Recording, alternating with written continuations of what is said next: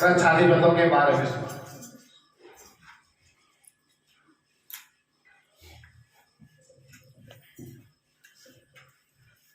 जो कोई कृच्छाधिपत करता है वे भगवान को अति प्रिय होता है। जिन्होंने कृच्छाधिपत कर लिए या कार्तिक स्नान कर लिया, ये दोनों एक बराबर है। वो करने कितने कठिन है और कार्तिक व्रत करना कितना सरल है।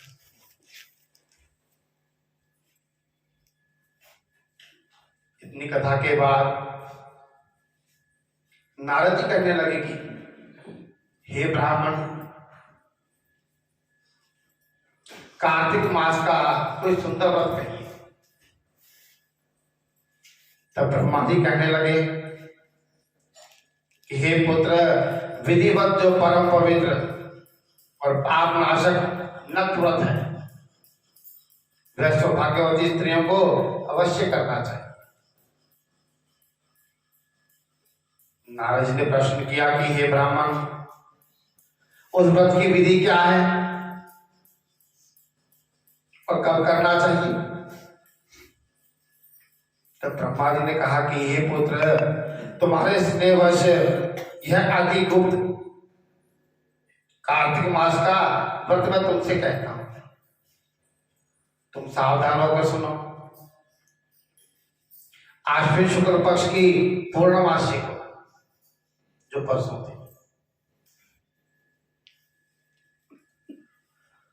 प्रातःकाल उठकर शौच आदि से निर्मित होकर दंत मंजन आदि करके नदी, संगम, सरोवर, दबे हुए कुंड, कुआं या घर में ही स्नान करें। ये कुछ ना मिले तो घर में ही थोड़ा सा गंगा जल डाल लो, उससे स्नान कर लो, वो भी तीर्थ स्नान बन जाएगा।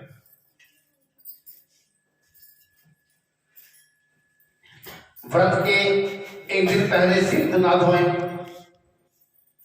तथा व्रत वाले दिन विधि पूर्वक स्नान करके पवित्र मन से विधाता को स्मरण करें और व्रत का संकल्प करें। संकल्प का मतलब क्या होता है?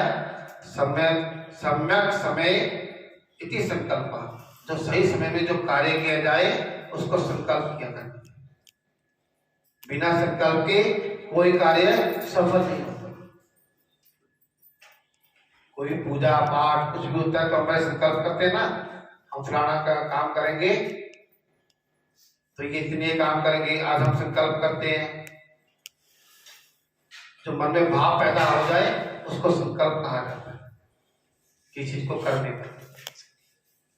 जैसे कार्तिक का व्रत शुरू किया ना, कथा की बोली बांधी तो संकल्प, ये हमारा संकल्प हो गया कि हम 1 महीना प्रतिबंधित है, हम स्नान करेंगे। तो इसलिए जब भी कोई व्रत किया जाता है तो उसके लिए पहले संकल्प करना चाहिए कि भगवान मैं आपके निमित्त ये कार्य करूंगी। जो करने कराने वाले तो ठाकुर जी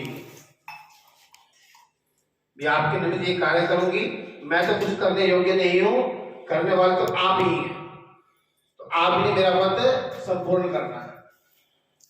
ऐसा भाव करके संकल्प करें और कहे कि हे जगत के कर्ता, आप मेरे पति की रक्षा कीजिए,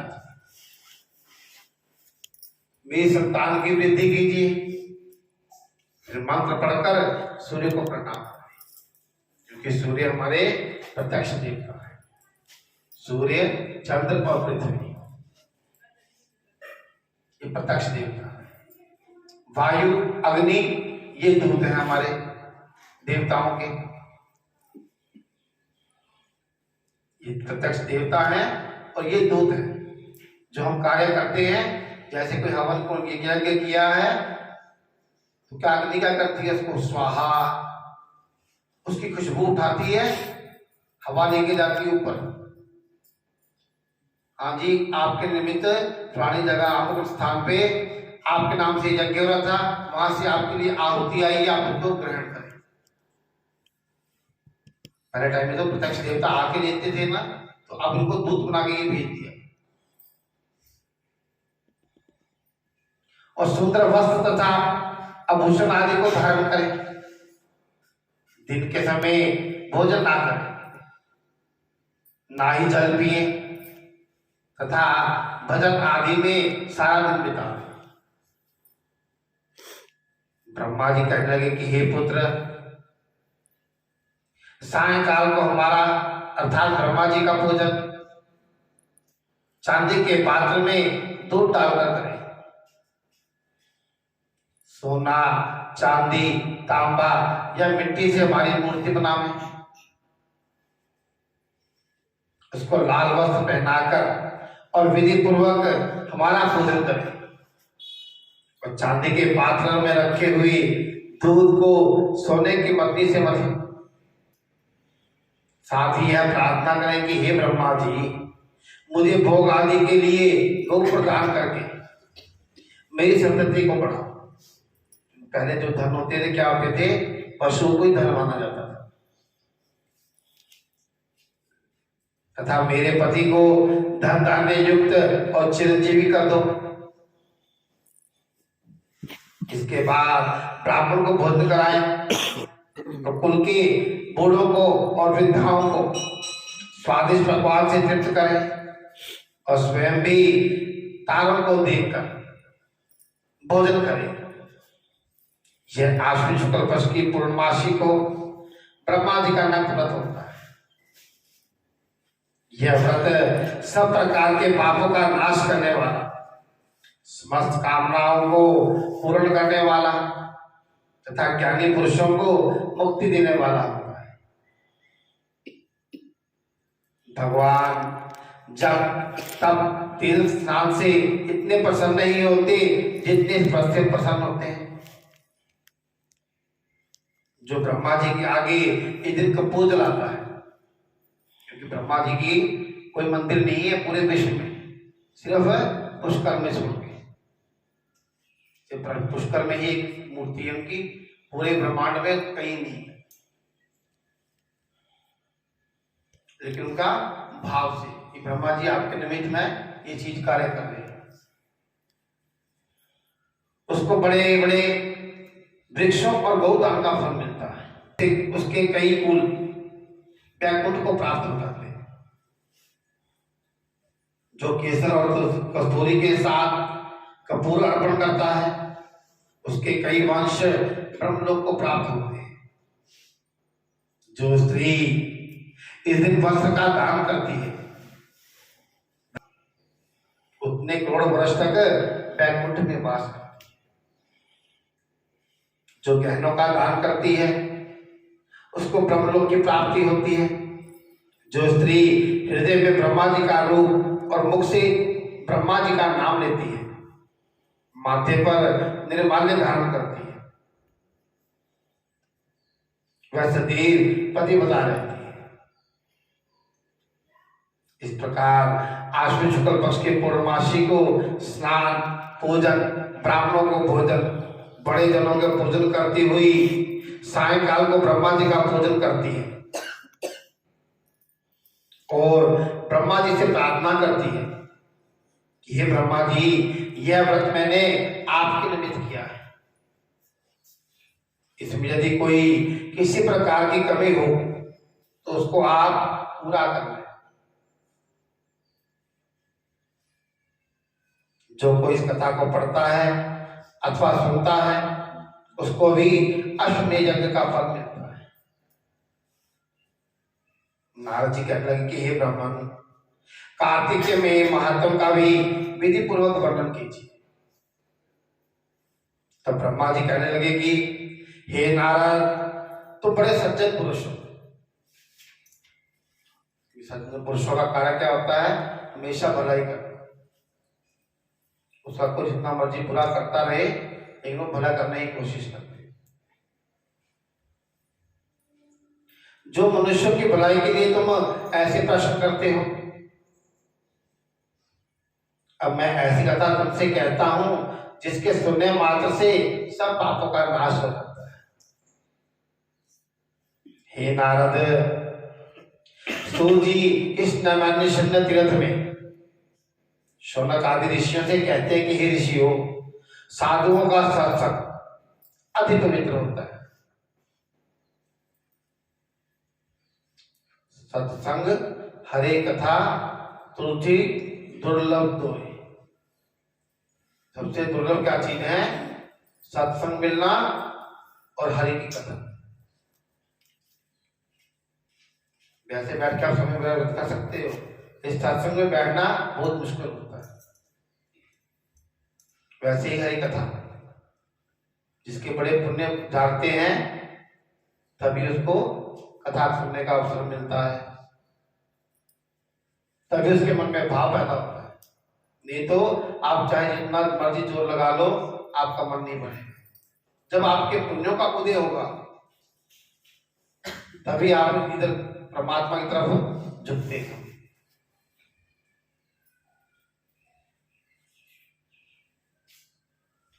और संसार में पापों को भेद कर दूर कर देता है, ज्ञानियों को मोक्ष देता है, कामना वालों की कामना पूरी करता है। श्री गंगा जी पापों को नष्ट कर देती है, चंद्रमा ताप को दूर करता है, कल्प वृक्ष दीनता को नष्ट कर देता है, परंतु साधु का समागम पाप ताप और दीनता इन तीनों को नष्ट कर देती है। इनका सबसे बड़ा उदाहरण है नारद जी का भागवत के अंदर।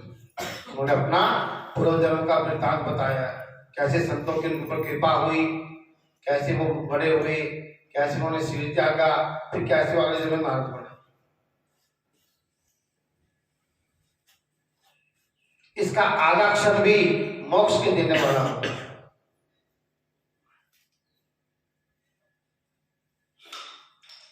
इतनी वार्ता को सुनकर ऋषि कहने लगे कि हे सूत जी, आप कृपा करके कार्तिक का महात्म इतिहास और तथा प्रसंग से सुनाइए। तब सूत जी कहने लगे कि हे ऋषियों, एक समय भगवान श्री कृष्ण से कमल जैसे नेत्रों वाली श्री सत्यभामा जी कहने लगी कि मैं धन्य हूं और मेरे माता पिता भी धन्य हैं, जिनके मेरी जैसी कन्या पैदा हुई, जिसके पति आप स्वयं भगवान हुए। आप 16,108 रानियों में से सबसे अधिक प्रेम मुझसे ही करते हैं। जिस कल्प वृक्ष की पृथ्वी के लोग बात तक नहीं जानते, वह मेरे आंगन में लगा हुआ है। अतः मैं आपसे एक बात पूछना चाहती हूं, आशा है मेरे हित के लिए आप यह बात अवश्य बताएंगे। इतनी बात सुनकर श्री कृष्ण जी सत्यभामा का हाथ पकड़कर कल्प वृक्ष के नीचे ले गए और कहने लगे कि हे सत्यभामे, सब रानियों में तुम मुझको सबसे अधिक प्रिय हो। तुम्हारे स्नेहवश मैं इंद्र से विरोध करके यह कल्प वृक्ष स्वर्ग से लाकर तुम्हारे आंगन में लगा दिया। मैं तुम्हारे लिए अदेय भी दे सकता हूं, जो नहीं देनी हो वो भी दे सकता हूं, अकथ्य को भी कह सकता हूं। अब तुम मुझसे यदि गुप्त से भी गुप्त बात पूछोगी तो वह भी मैं बताऊंगा।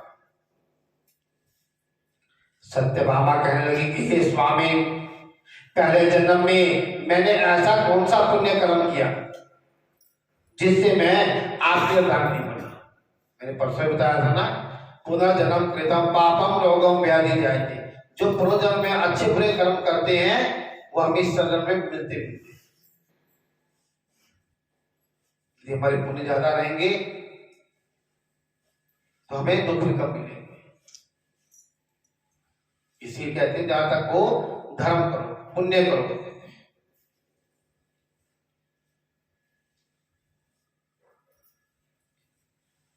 जिससे मैं आपकी अर्धांगिनी बनी और गरुड़ पर बैठकर आपके साथ इंद्र आदि लोकों में जा सकूं।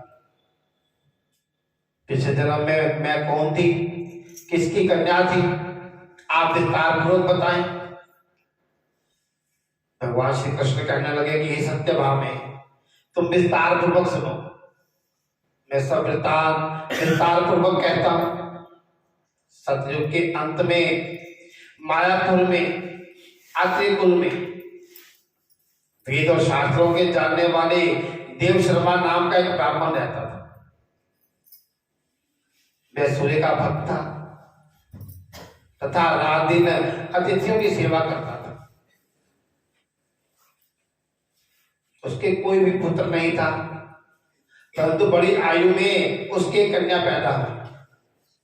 उसका नाम गुणवती था।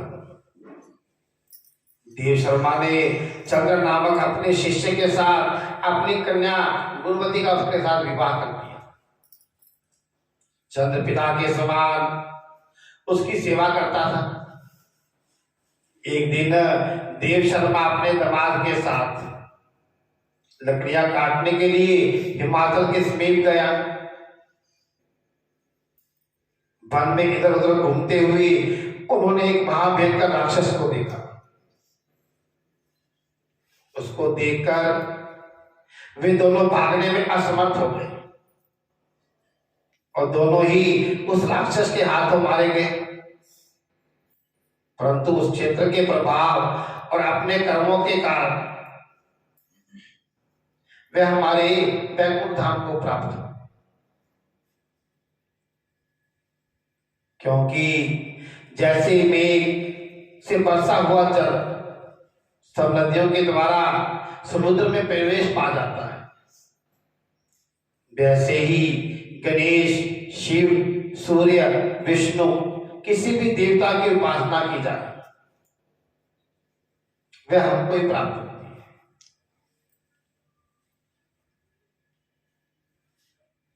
इसी प्रकार वे दोनों सूर्य के भक्त हमारे दूतों द्वारा विमान में बैठाकर हमारे लोक को प्राप्त हो गए। उन दोनों के मरने की खबर सुनकर गुणवती बड़ा विलाप करने लगी और पुकारने लगी कि हे पिताजी, हे पतिदेव, तुम्हारे बिना मेरा निर्वाह कैसे हो? मैं किस प्रकार जीवित रह सकूंगी? तुम मुझे छोड़कर कहां चलेंगे? मेरे अन्न और भोजन का प्रबंध कैसे होगा? मेरे लिए अब कोई ठिकाना ना रहा। इस प्रकार विलाप करती हुई वह वृक्ष की तरह बेहोश होकर जमीन पर गिर पड़ी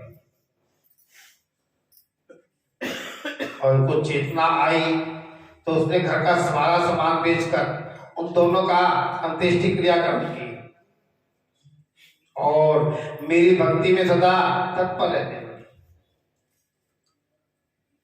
क्योंकि स्त्रियों का जो स्वभाव है 18 पुराणों में कहीं नहीं लिखा कि कोई स्त्री जाके गुरु को धारण करे। गुरु जरूरी है, लेकिन स्त्रियों का गुरु उसको बताया गया है स्त्री नाम पति गुरु।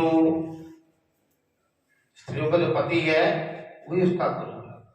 उसने जो किसी को गुरु धारण किया है आप उसको गुरु मान सकते हो, लेकिन अलग से गुरु धारणा नहीं कर सकते। शास्त्रों में भी प्रमाण है, जो ऐसे करती है स्त्री वो अधोगति में जाती है, न नरक में न स्वर्ग।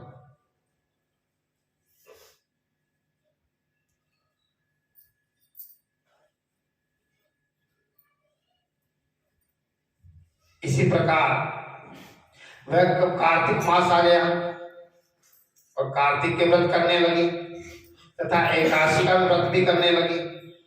यह दोनों ही भगवान को अति प्रिय है तथा मुक्ति और ऐश्वर्य के देने वाले। कार्तिक मास में तुला के सूर्य में जो माता का स्नान करते हैं, जागरण करते हैं, दीपदान करते हैं, उनके महापाप भी नाश हो जाते हैं। इसलिए कहते हैं जल्दी उठो।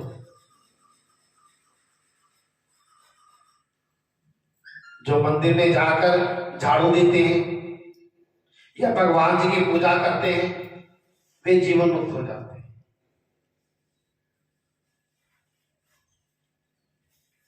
जो तुलसी जी के मन की पालना करते हैं वह इस संसार में दोबारा जन्म नहीं लेते। एक समय वह बुखार से पीड़ित हो गई। वह दुर्बल शरीर वाली गुणवती गंगा स्नान को गई अतः गंगा जी में प्रवेश करते ही ठंड के मारे उसकी देह कांपने लगी और वह शिथिल होकर वहीं पर गिर पड़ी। उसी समय हमारे दूत सुंदर विमान में बैठाकर उसको हमारे धाम में ले आए। यह कार्तिक वध का प्रभाव था। फिर द्वापर में ब्रह्मादि देवताओं की प्रार्थना पर इस पृथ्वी का भार उतारने के लिए हमने कृष्ण अवतार किया।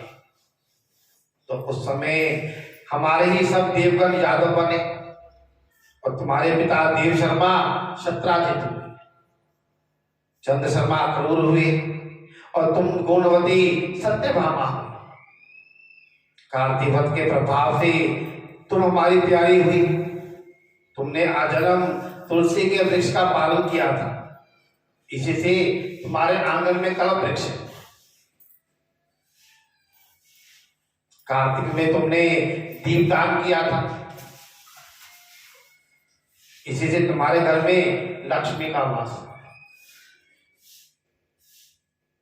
जो कार्तिक मास में तुमने व्रत आदि किए, उसी के कारण तुम हमारी अर्धांगिनी बनी। जो कोई कार्तिक मास में व्रत आदि करता है वह हमको तुम्हारे समान ही प्रिय होता है।